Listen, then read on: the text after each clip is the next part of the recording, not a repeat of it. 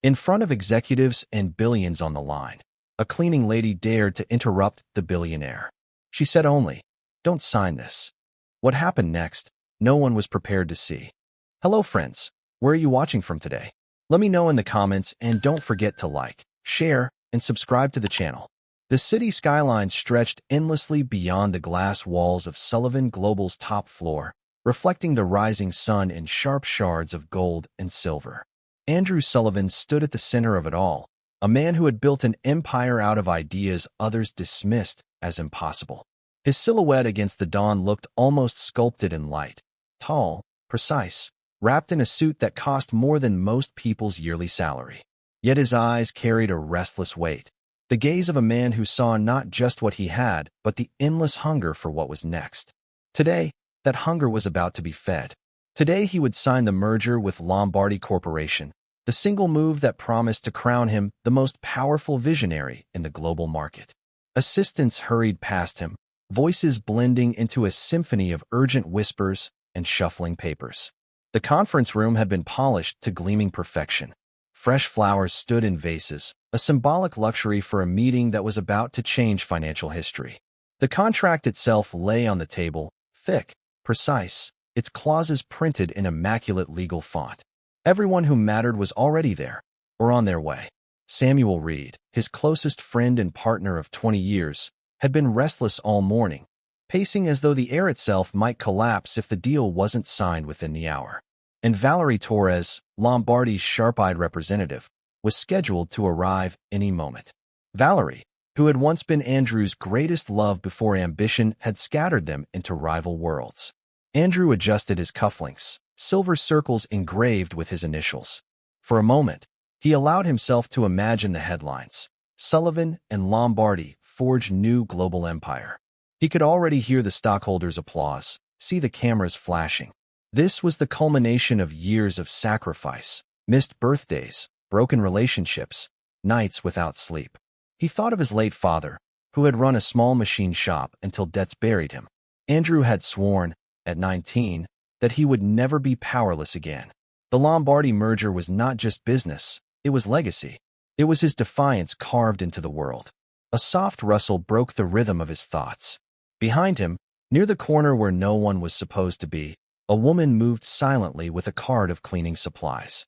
She wore the gray uniform of the maintenance staff, her hair pulled into a tight braid, her posture cautious as though she wanted to be invisible. Andrew hardly noticed her. He rarely noticed people in those uniforms. Yet something about her stillness tugged at him. She wasn't polishing the floors or wiping the windows. She was watching him, and when their eyes met, hers didn't drop. Instead, she walked slowly toward him, her voice barely a whisper. "Don't sign, Mr. Sullivan." The words were so quiet, he almost thought he imagined them. He blinked, his body stiffening at the audacity. "What did you say?" Her gaze held steady, dark eyes sharp with urgency. "Don't sign the contract. It's a trap." For a second, the world seemed absurd. The empire of his life poised on a single signature, and here stood a janitor warning him like some street prophet. He let out a soft laugh, the kind that masked irritation. "Do you have any idea what you're saying? This deal has been reviewed by my entire legal team. It's the most important day of my career."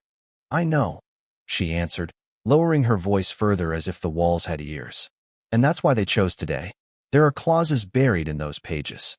If you sign, you'll hand everything over without realizing it."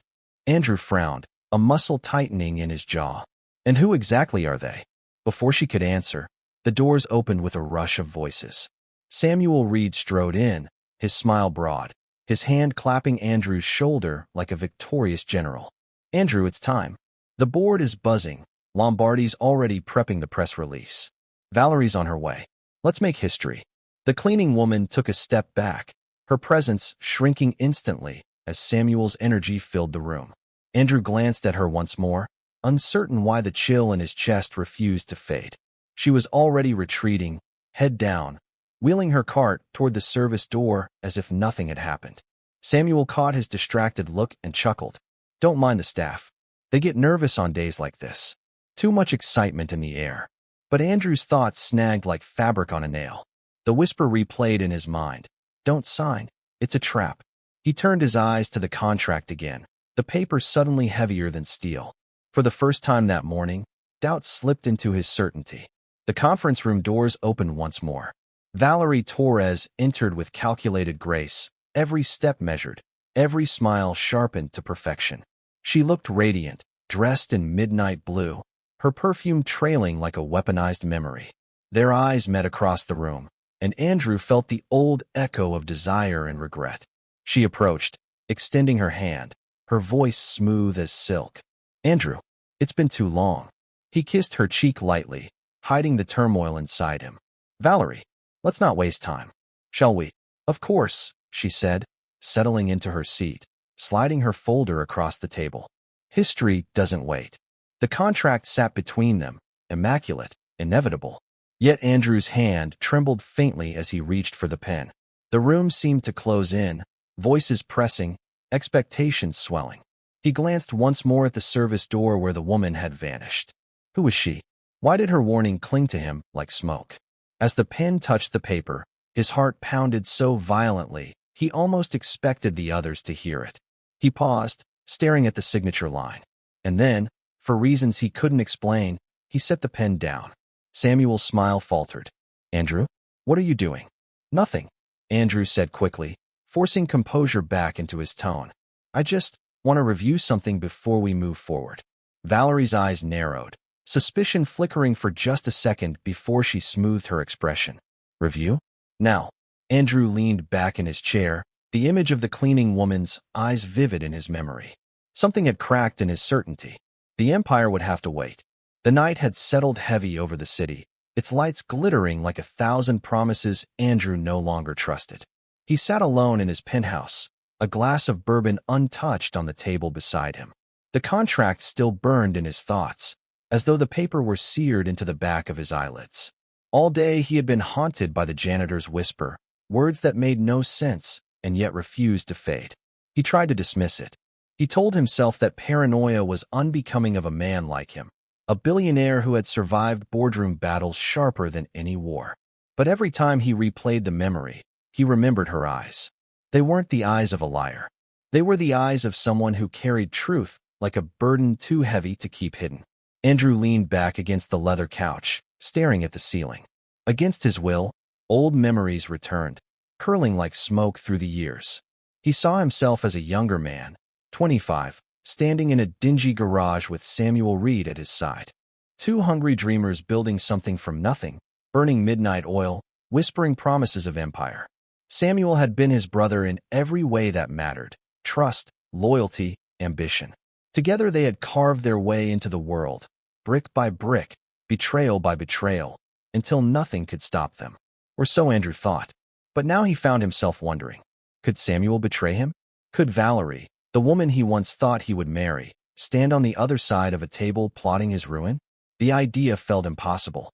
And yet, hadn't Valerie always carried shadows with her? Even in their love, she had been a riddle, her ambitions hidden behind her smile. He set the bourbon aside, restless, and walked toward the floor-to-ceiling windows. His reflection stared back at him, sharp and weary. For a moment, he almost spoke aloud, asking his father what he would have done. But his father was long gone, lost to debts and despair, leaving Andrew to build something indestructible. Only now he wondered if he had built an empire of glass, ready to shatter at the faintest whisper. A sudden knock at the door pulled him from his thoughts. He frowned. Few people dared to disturb him at home unannounced. He opened the door, and there she stood, the same woman from the conference room. Her uniform was gone, replaced with a plain jacket and jeans, but her braid and her eyes made her instantly recognizable. "You shouldn't be here," Andrew said, his voice sharp with instinctive defensiveness. "I know," she answered softly, "but you didn't sign. That means you're listening." He stepped aside reluctantly, curiosity outweighing caution. "Who are you? And how do you know what's in that contract?" She entered quietly, glancing around the vast apartment as if stepping into another world.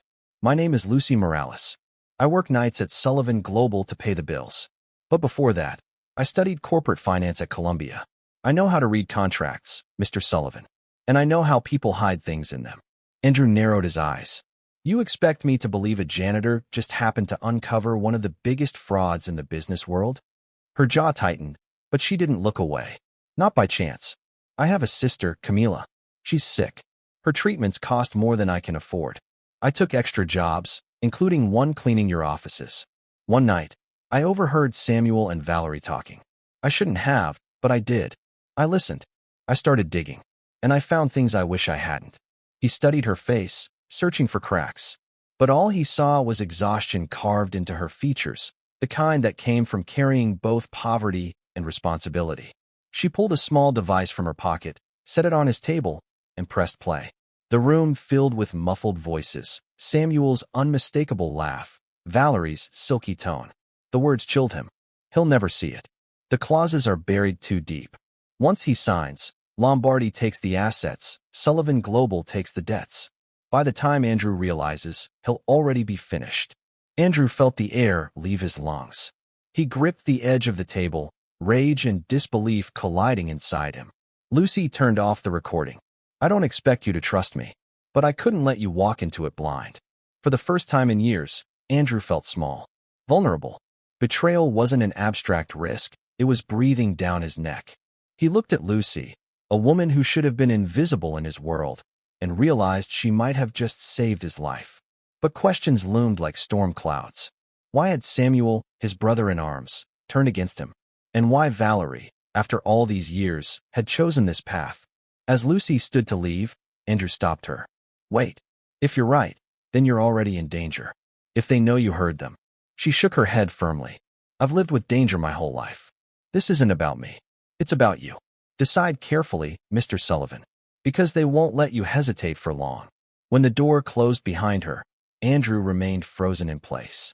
The echoes of the past whispered all around him, telling him one thing: trust no one. The morning came with merciless clarity. Andrew walked into Sullivan Global's headquarters, every sound louder than usual, every glance sharper. His empire looked the same, polished marble floors, glass walls shining with artificial light, but he no longer saw safety in it. He saw traps hidden in plain sight. Samuel greeted him at the entrance of the boardroom, his smile stretched too wide. There you are, ready to finish what we started. Andrew forced a steady nod. We'll see. Inside, Valerie was already waiting, her elegance radiating control. She rose gracefully, kissed him on the cheek as though yesterday's hesitation hadn't happened. I hope you're ready to sign today, Andrew. Lombardi doesn't like delays. Andrew studied her carefully. Beneath the charm, he noticed the flicker of impatience, almost desperation. He wanted to confront them outright, to slam the recording onto the table and demand the truth. But instinct told him to wait. If Lucy was right, revealing his hand too soon would only drive them deeper into the shadows. So he played his role.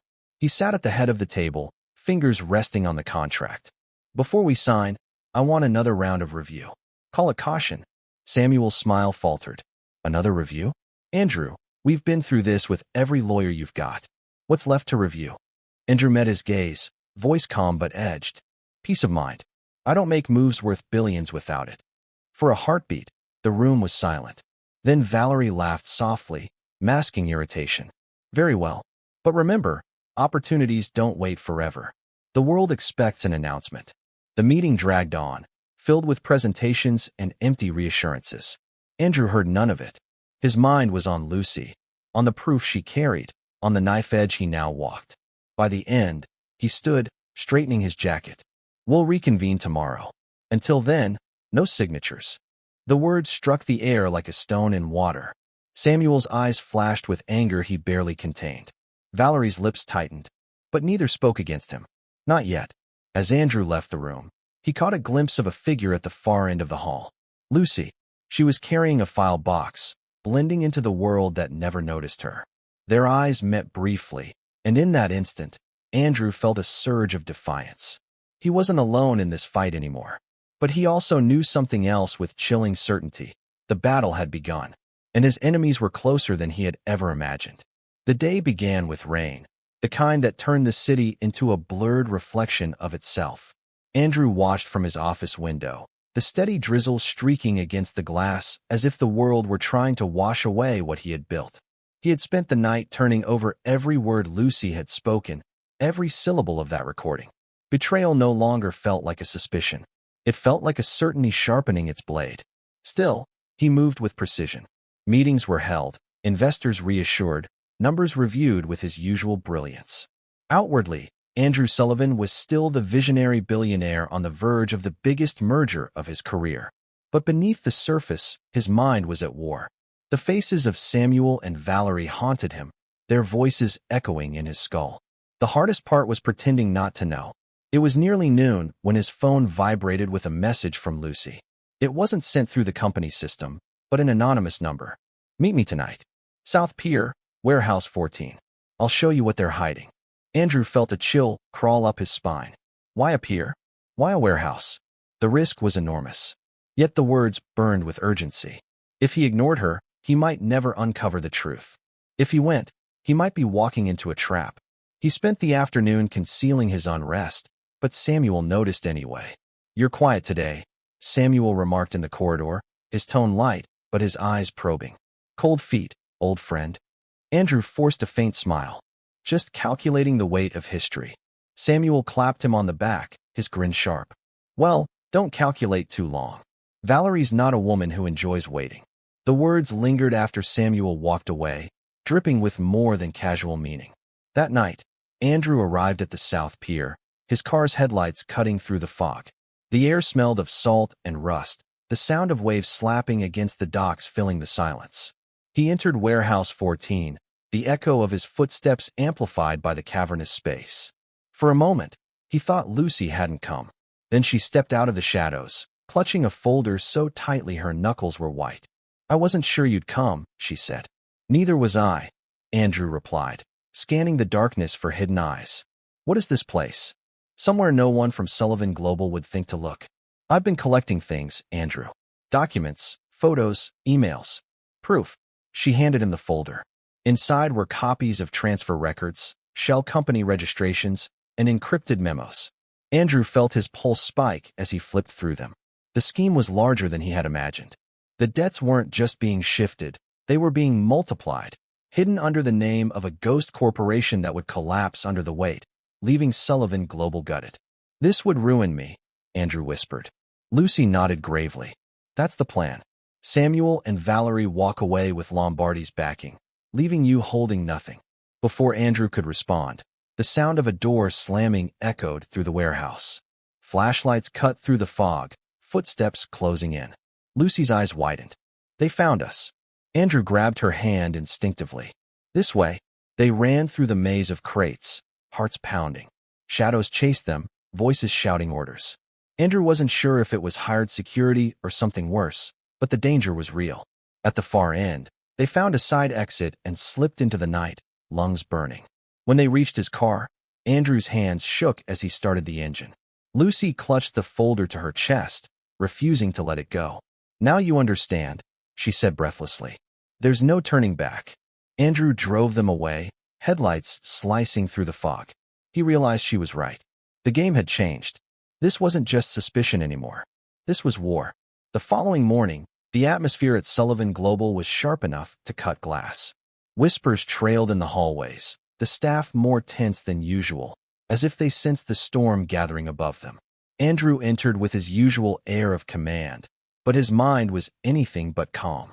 The folder Lucy had given him lay hidden in his office safe. Every page a dagger pointed at Samuel and Valerie. Samuel appeared almost instantly, leaning against the doorframe with that familiar smile. "You disappeared early last night. Everything all right?" Andrew met his gaze, masking his fury behind a mask of casual calm. "Just needed some air." "Air?" Samuel chuckled. "Strange, considering you were seen near the South Pier. Care to explain?" The question hit like a hammer. Andrew's expression didn't change, but inside, alarm bells rang. They were watching him already. "I don't explain myself, Samuel. Not to you. Not to anyone." Samuel's grin tightened, his eyes cold. "Of course not. Just looking out for my friend." He left the office, but the warning in his voice lingered like poison. Andrew turned toward the window, his jaw clenched. They were onto him. Every step he took now had to be calculated. Later that day, Valerie summoned him to a private meeting. She waited in one of the smaller conference rooms, her beauty polished to perfection, her confidence radiating like armor. "Andrew," she purred, pouring him a glass of wine. "Why are you hesitating?" You've never been the type to second-guess yourself. Andrew sipped cautiously, though he didn't trust the glass. Because this isn't just business. This is everything. She leaned closer, her voice dropping. Then don't let fear get in the way. You were always brave once. I love that about you. The words cut deeper than he expected. He remembered nights long ago, when her laughter had been his only ambition. But now it was poison dressed as memory. That was another life, he said coldly. For the first time, her mask slipped. Annoyance flashed in her eyes, but only for a second. She smiled again, but it was sharper. Don't make me regret offering you everything, Andrew. The moment she left, Andrew felt the weight of isolation pressing on him. His oldest friend had turned into an enemy. His former lover had become a viper. The empire he had built was collapsing from within. But not everyone had abandoned him. That evening, Lucy appeared in the lobby, dressed again in her uniform, as if blending into the shadows of his empire. She handed him a small object wrapped in cloth. What is this? He asked. A key, she whispered. To the ghost company's accounts. I don't know how long before they realize it's missing. But with it, you can prove what they're doing. Andrew stared at her, astonished by her courage. Why risk yourself for me? Her expression softened, but her eyes carried steel. Because I know what it's like to be destroyed by people with power. And because if they succeed, they won't just destroy you. They'll destroy everyone who depends on you, including me. For the first time, Andrew felt the fragile thread of trust binding him to someone again. Lucy Morales, the woman who should have remained invisible, was becoming his only ally. And as he closed his fist around the key, Andrew understood something with brutal clarity. The divisions were complete. The battle lines were drawn. The empire would either be saved or shattered, and the next move had to be his. Andrew's nights had become a battlefield of insomnia. Every time he closed his eyes, voices invaded his thoughts. Samuel's laughter, Valerie's whispered threats, Lucy's urgent warnings. The empire he had forged now seemed like a house of mirrors, and every reflection showed him something he didn't want to see. That morning, Lucy slipped into his office under the guise of her janitor's duties. Her uniform made her invisible to everyone else, but Andrew had learned to see past the disguise. She carried a slim folder tucked inside her cleaning cart. You need to look at this, she murmured, placing it on his desk. Inside were emails printed out, each one between Samuel and Valerie. They spoke of asset diversion, controlled collapse, and transfer schedules. But the last message froze Andrew's blood. Ensure Sullivan hesitates long enough. We can frame Morales if necessary. He looked up at her, fury tightening his chest. They're targeting you. Lucy's face remained steady, but her voice trembled just enough to betray fear. I know. That's why I had to show you before it's too late. Andrew's mind raced. If they could fabricate evidence against her, they could do the same against him. His enemies weren't just plotting financial destruction. They were ready to destroy reputations, lives, anything that stood in their way. Lucy, this isn't just about saving me, he said. They'll ruin you too. Her eyes softened. I made peace with that the moment I started digging. My sister's surgery. I can't lose her. If they take me down, she has no one. But if we stop them, maybe, just maybe, there's hope for both of us. The raw honesty in her voice pierced through Andrew's defenses. He had spent years surrounded by masks and half-truths, but Lucy spoke with nothing but painful sincerity. For the first time in a long time, he felt something rare, trust. But before he could respond, the office door opened. Samuel entered, his timing precise, his smile too polished. Working late again, Andrew? You really should let the staff do their job. His eyes flicked to Lucy, and for an instant, Andrew saw something dark glint there, recognition, calculation. Lucy lowered her head, retreating silently with her cart. Samuel watched her go, then turned back to Andrew. Careful, my friend. Some people don't belong in rooms like this. You know what happens when rats wander into the wrong walls. Andrew forced a cold smile. Don't worry, Samuel. I know exactly who the rats are. For the first time, Samuel's smile faltered. The storm broke during a board meeting. Andrew entered the room with a decision carved into his bones. There was no turning back. The time for hesitation was gone. He had the key Lucy had given him, and now he needed to use it. The boardroom was full, directors gathered like vultures in expensive suits. Valerie sat at the far end, her beauty weaponized into authority. Samuel stood at her side, the picture of loyalty. The contract lay once again on the polished table, its pages gleaming under the light. "Gentlemen, ladies," Valerie began smoothly. "Today we finalize what will be the greatest merger of the decade. Sullivan Global and Lombardi together will be unstoppable." Applause rippled around the table. Only Andrew remained silent. He rose slowly, every movement deliberate. "Before we proceed, I want transparency. Complete transparency. I've uncovered irregularities in the contract, clauses that shift debts to phantom corporations. If this board wants to proceed, they should at least know what they're walking into." The room froze. Gasps, murmurs, shifting chairs. Samuel's face darkened. Valerie's jaw tightened. "What exactly are you suggesting?" Samuel asked, his voice low and dangerous. Andrew pulled out the key drive Lucy had risked everything to obtain. "That we're being set up. That this so-called merger is nothing more than a shell game designed to strip this company bare." Valerie laughed lightly, though her eyes were daggers. "Andrew, you insult us with paranoia. Where's your proof?" He hesitated, not because he lacked evidence, but because revealing it now could expose Lucy. He saw Samuel watching him like a predator, waiting for the wrong move. "I'll bring the proof soon enough," Andrew said, locking eyes with Valerie. "But until then, this contract remains unsigned." The board erupted in arguments. Some backed Andrew's caution, others accused him of sabotaging the future. Samuel raised his voice above the chaos. "This hesitation costs us billions, and it makes us look weak. Perhaps Andrew Sullivan is no longer the man to lead us." The words struck like a blade. For years, Samuel had been his right hand, his closest ally. Now, in front of the entire board, he had drawn the battle lines. Andrew met his gaze, his voice steady. "If you want to replace me, Samuel, you'll have to bury me first. And I promise, I won't go quietly." The board dissolved into chaos, but Andrew didn't hear them. He knew in that moment there was no turning back. He had declared war. The fallout was immediate. By the next morning, financial news outlets were buzzing with whispers of instability at Sullivan Global. Anonymous sources suggested internal disputes, hesitation from leadership, and concerns over fraud. Andrew knew exactly who had planted those rumors. Samuel and Valerie were moving faster than he anticipated. When he arrived at the office, security guards stopped him at the entrance, something that had never happened before. "Just procedures, sir," one of them muttered, though his nervous glance gave away the truth. Someone was tightening the noose. Inside, Lucy was waiting in the shadows of the lobby. She looked pale, her voice urgent. "They're moving against you. I heard them last night.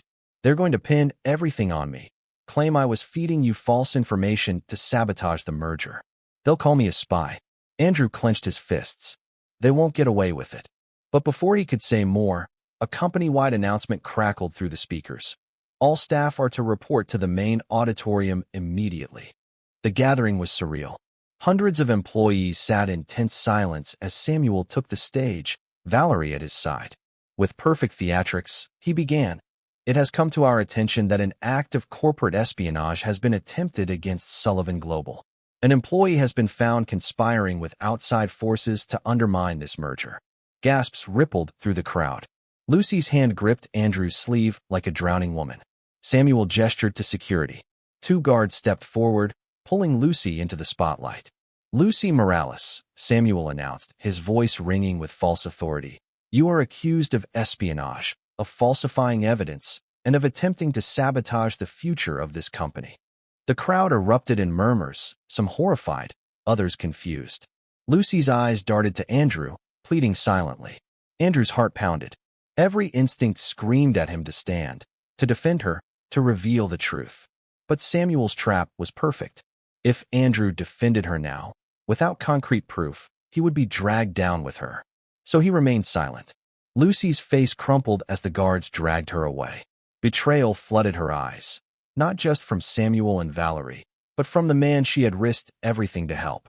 The auditorium emptied in uneasy silence. The company fractured, the whispers spreading like wildfire.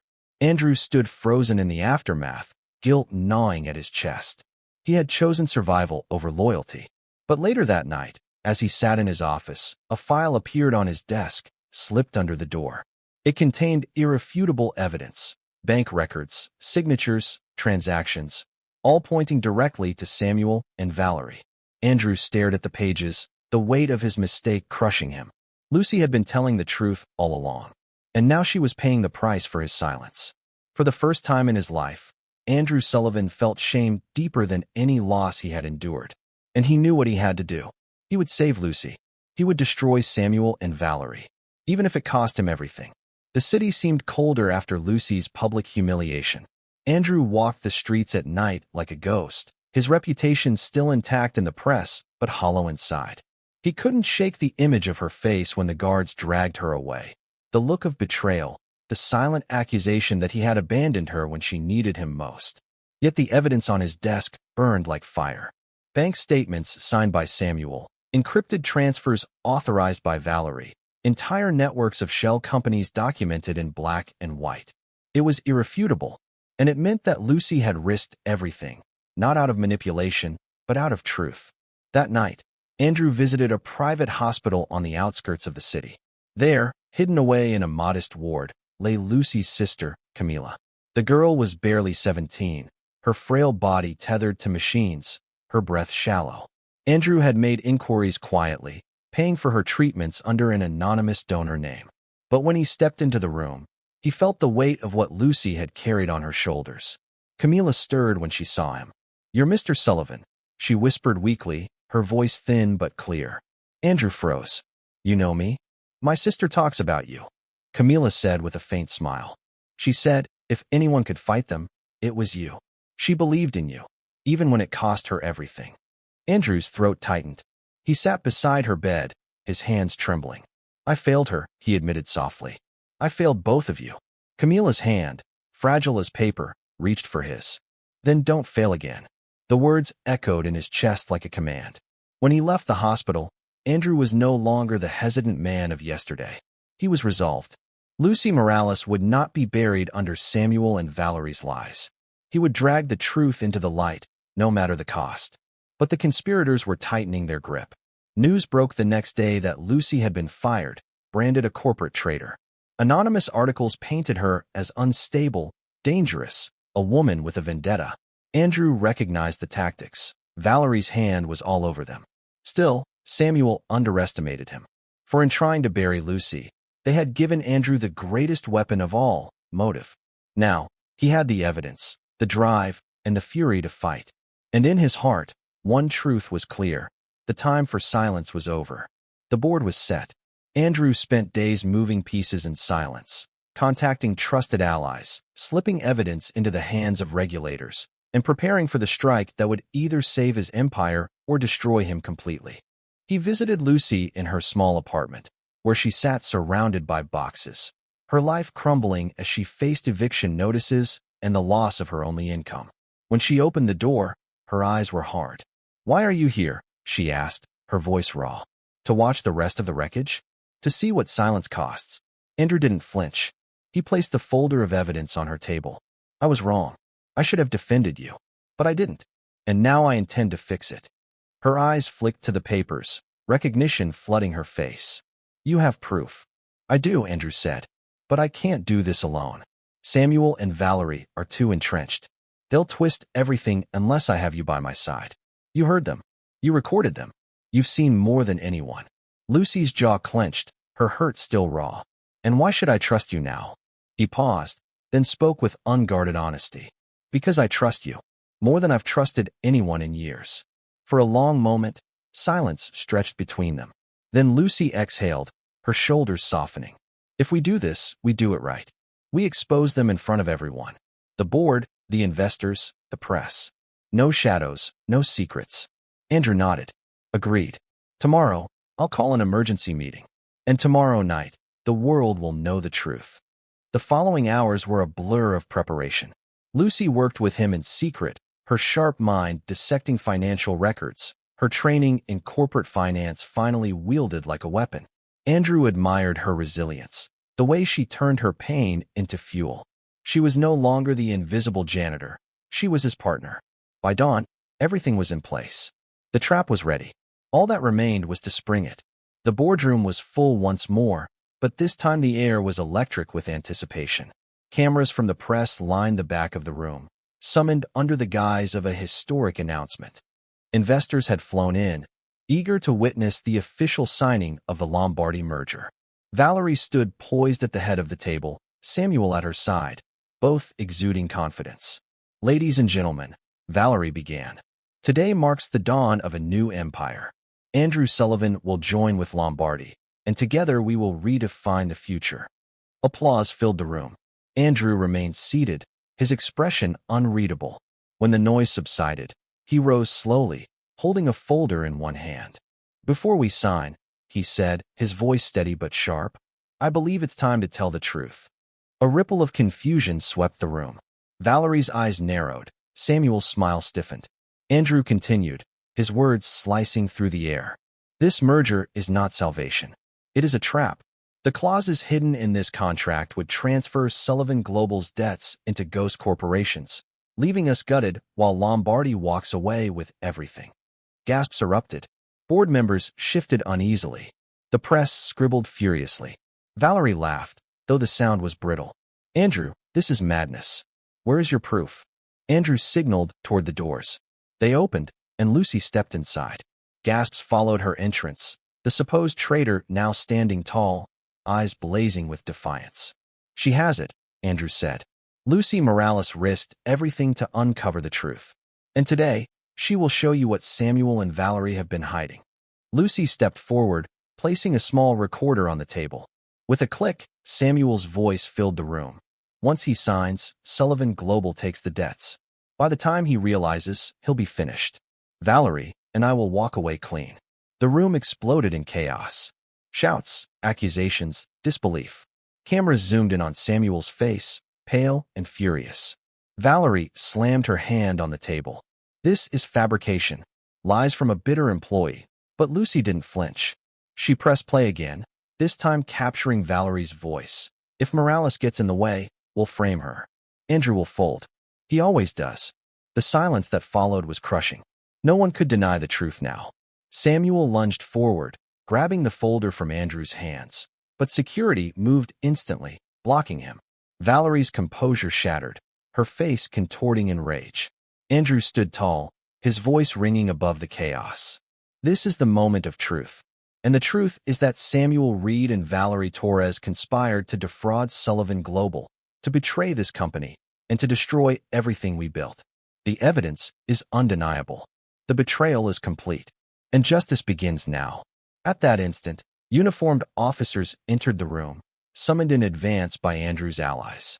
Samuel and Valerie were surrounded, their protests drowned by the sound of handcuffs snapping shut. The board, the investors, the press, everyone watched as the empire's betrayers were led away. And in the center of it all stood Andrew and Lucy, side by side, their alliance forged in fire and truth. The morning after the arrests, the city breathed differently, as if a pressure had lifted from its chest. Headlines flashed across screens in lobbies and taxis, the words fraud and conspiracy orbiting the names Samuel Reed and Valerie Torres like iron filings around a magnet. Yet inside Sullivan Global, the air held a quieter charge, the hum of people returning to their desks with a new kind of attention, glances punctuated by relief and embarrassment, hope and doubt. Empires do not fall in a day, Andrew thought. They molt.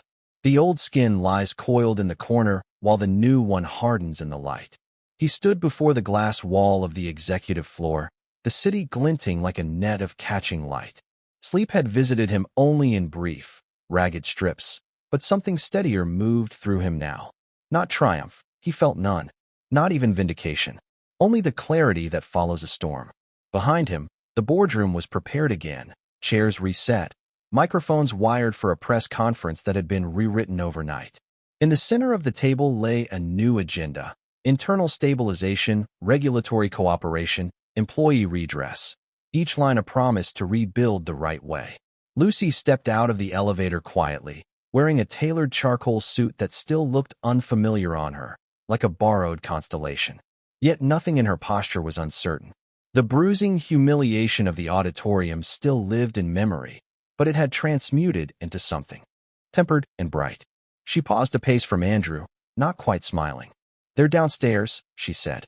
"Reporters, shareholders, regulators. A whole orchestra tuning at once." "And you?" he asked. I'm here, she said, which is more than yesterday would have allowed. She took a breath, and her gaze softened. Camila asked me to tell you she's feeling stronger. The hospital said your transfer arrived. He shook his head. It's not charity. It's an apology I can't fit into words. You already started to, she said, and the simplest truth in her voice steadied him more than any victory could. Finish it. The press conference unfurled without spectacle.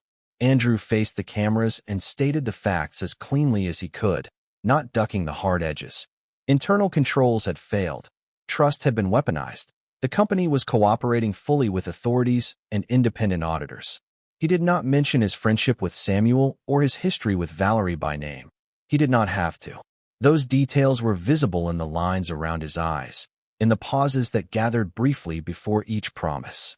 He concluded with the decision that mattered most. Effective immediately, Lucy Morales would assume the role of Vice President of Operations on an interim basis, tasked with overseeing compliance and internal integrity. The room murmured at that. Surprise, skepticism, something like respect. A reporter called out that she had been a janitor last week, and Lucy stepped to the microphone before Andrew could answer. I was a janitor last week, she said calmly. I was also a financial analyst before that, a sister before anything, and a citizen every day. Titles are outfits. Work is the person wearing them. The work begins now. What followed was not cinematic. It was slow, procedural, blessedly ordinary. Committees met. The General Counsel mapped out cooperation steps. Teams rewired reporting lines and double-checked vendor chains. Lucy moved through departments with a notepad and a laser focus, asking questions that dissolved pretense. Who signs off? Where does the data originate? What happens when this fails? She listened more than she spoke. By afternoon, the building felt a shade less brittle. In the earliest blue of evening, the executive floor emptied to the thud of distant elevators. Andrew found Lucy in an operations war room they had commandeered out of a training space, the whiteboards crowded with arrows, initials, dates. A disposable coffee cup stood sentry near a stack of policy manuals. She looked up when he entered, fatigue and composure sharing her face. We have a map, she said. Not pretty, but navigable. He nodded toward the boards. No cliff edges. Plenty, she said. But now they're labeled. Silence gathered. Not awkward, not easy, just truthful. He crossed the room, stood beside her, and traced one of the drawn arrows with his eyes. When I was 19, he said quietly, I watched my father try to negotiate with debt he couldn't understand. Men shook his hand and took his tools. I promised I would build something that could not be stolen in a handshake. Yesterday proved I failed at that. I built something that could be betrayed from inside. She leaned against the table, considering him. You also built the part that could change its mind. That's rarer. He smiled, a tired tilt. You saved me from signing my impossibility. His gaze dipped, then lifted. Let me do one thing right without conditions. I want to formalize the role, not interim. I want you to stay, to help set the bones so they heal straight. Authority, resources, the room to say no, even to me. Her mouth opened as if to argue, then closed. My sister's surgery is scheduled, she said after a beat. Next week. I'll need time. You'll have it, he said. All of it. The hospital waited with white corridors and a fine, sterile hush. Camila's surgery began before dawn, Lucy's hand in Andrew's as long as she could hold it. They sat together through the hours that unravel time. Coffee cooling untouched, the clock's minute hand walking the perimeter of hope, the doctor's updates arriving like small islands. When at last the surgeon came out with the clean exhaustion that indicates good news, Lucy's legs nearly gave. The words successful procedure, stable, recovery filled the hallway and then the heart, and Andrew turned away for a moment because relief, too, is a kind of breaking. In the recovery room, Camila blinked into waking and tried to smile past the lines and monitors. You look like you haven't slept in years, she rasped. Lucy laughed, a sound that cracked and mended in a single breath. Andrew placed a small paper crane on the bedside table, a clumsy thing he had folded while pacing, and Camila touched its wing with an awe that undid him. Life, infuriatingly, refused to pause. The following days braided hospital visits with board updates, depositions with budget meetings. Regulators praised the transparency. Employees wrote to HR in a quiet flood, reporting small wrongnesses they had previously ignored. The company began to change in the way that matters most, by habit. Lucy's desk filled with small tokens from staff she had met on night shifts. A crocheted coaster, a pack of neon sticky notes, a shy note that read, "You make me believe this place is real again." One evening, after a day that felt like 3, Andrew and Lucy stepped onto the roof, the city bruised purple and gold beneath them. The air held a crisp bite. Somewhere below, a siren braided through traffic like a thread pulled taut. They didn't speak for a while. Not every wound wants narration. "I used to think power was the room," he said finally. "The table, the view." Today, a junior analyst told me she felt safe disagreeing with a director for the first time. That felt like power. Lucy's gaze found the horizon where the river held a strip of late light. "Power is the promise you keep when no one's watching." "And love?" he asked, surprised to hear the word in his own mouth, the way it dropped into the air and waited. She turned, and something unguarded flickered through her eyes, wariness and warmth meeting like two currents that had traveled far to find a confluence. "Love is the promise you keep when everyone is." He took a half-step closer. "I don't know when it happened," he said. "Maybe in the warehouse. Maybe in the moment I stayed silent and then learned what true courage sounds like. But I know what I want to promise. I want to spend the rest of my life making your work lighter and your joy heavier. I want to learn the language of your quiet. Lucy, will you marry me?" Wind lifted the edge of her hair. The city seemed to lean in. For a heartbeat, she was the woman in a gray uniform whispering to a man at the top of his own ladder. For the next heartbeat, she was the strategist who had dragged a corporation back from the brink. For all the heartbeats after, she was simply herself, and the answer was simple too. "Yes," she said, and the word landed like a stamp on a future being written as they spoke. They didn't announce it with fanfare. They worked. They visited Camila, who learned to walk the corridor with a strength that grew daily. They signed policies, not mergers. They let the company learn to breathe on its own. In time, invitations would go out with a date and a small venue, and the press would try to make a story out of it. But the real story had already closed its loop. A warning in a whisper, an empire that listened in time, 2 lives rethreaded through truth. On the morning the last external monitor signed off with a note praising the company's changes, Andrew arrived early and found a yellow sticky note on his office door in neat, decisive handwriting. "Coffee after rounds. We keep building. L." He laughed, unlocked the door, and felt no need to look at the skyline for confirmation. The view was inside now. A company with its spine restored, a sister practicing steps in a physical therapy gym, a future with work to do and love to keep. Later that day, he and Lucy walked the production floor together, the low thrum of machinery and computers like a steady heartbeat.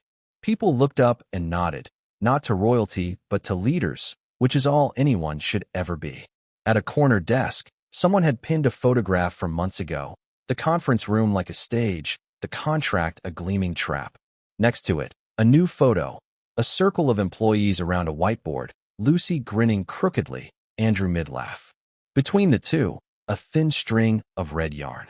A line from almost to after. "Ready?" she asked. "Always," he said. They turned the corner into the next department, and the door swung open on a future they would have to earn every day. The company found its rhythm again. The world went on. Somewhere far below, a siren thinned into silence, and the last of the old dust finally settled. If you made it this far, leave us a comment telling us where you're watching from today and what you thought of the story.